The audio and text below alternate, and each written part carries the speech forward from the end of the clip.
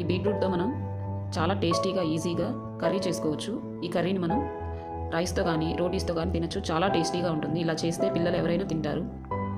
ముందుగా మనం బీట్రూట్స్ని శుభ్రంగా కడిగి పీల్ చేసుకోవాలి. శుభ్రంగా చెక్కు తీసేసుకొని మొత్తం సన్న సన్న ముక్కలుగా కట్ చేసుకోవాలి.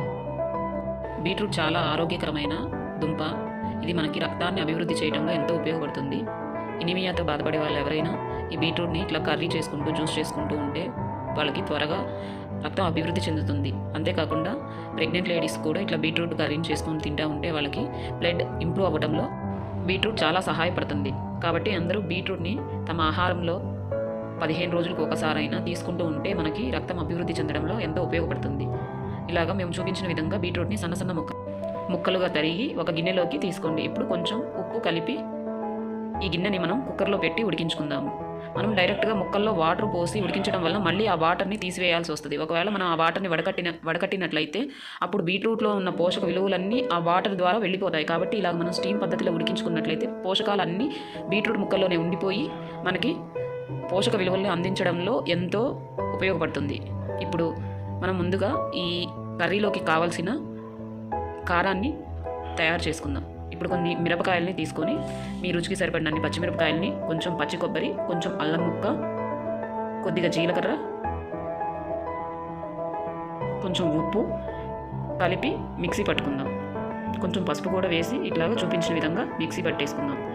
ఈ మిక్సీ పట్టుకున్న మిశ్రమాన్ని పక్కన ఉంచుకొని ఇప్పుడు ఒక ప్యాన్ తీసుకుని ఆ ప్యాన్లో కొంచెం తాలింపు వేసుకుందాం. కొంచెం నూనె వేసి అందులో తాలింపు గింజలు వేసుకుందాం. ఈ తాలింపు కొంచెం వేగిన తర్వాత కరివేపాకు యాడ్ చేస్తున్నాను. ఇప్పుడు తాలింపు వేగిపోయింది. 2-3 ఉల్లిపాయలను, అంటే మనం తీసుకున్న బీట్రూట్ ముక్కలకు సరిపడా ఉల్లిపాయ ముక్కలను తీసుకొని కొంచెం లైట్గా వేయించుకోవాలి. మనం ఇట్లా ఉల్లిపాయ ముక్కలు వేగేటప్పుడు కొంచెం సాల్ట్ చల్లుకున్నట్లయితే ఉల్లిపాయ ముక్కలు త్వరగా వేగుతాయి. ఇప్పుడు మనం బీట్రూట్ ముక్కలు ఉడికాయో లేదో ఒకసారి చెక్ చేసుకుందాం. ఈ బీట్రూట్ ముక్కలు ఉడకడానికి మనం ఒక 4-5 విజిల్స్ రానివ్వాలి. ఇప్పుడు బీట్రూట్ ముక్కలు ఉడికిపోయి ఒక సైడ్న పెట్టుకొని ఈ ఉల్లిపాయ ముక్కల్ని వేయించుకుందాం. ఈ ఉల్లిపాయ ముక్కలు వేగిన తర్వాత మనం రెడీ చేసి ఉంచుకున్న పచ్చిమిర్చి పేస్ట్ని దీనిలో వేసుకొని వేయించుకోవాలి.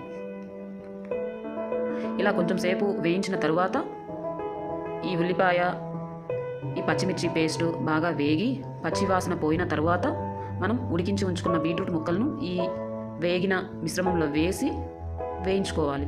ఇప్పుడు చూడండి, నేను మొత్తం కొంచెం జస్ట్ ఒక 2-3 స్పూన్స్ అంత వాటర్ ఆ బీట్రూట్లో నుంచే వచ్చినాయి. ఆ వాటర్ని కూడా దానిలో వేసేసాను. అవి కూడా మగ్గిపోతాయి.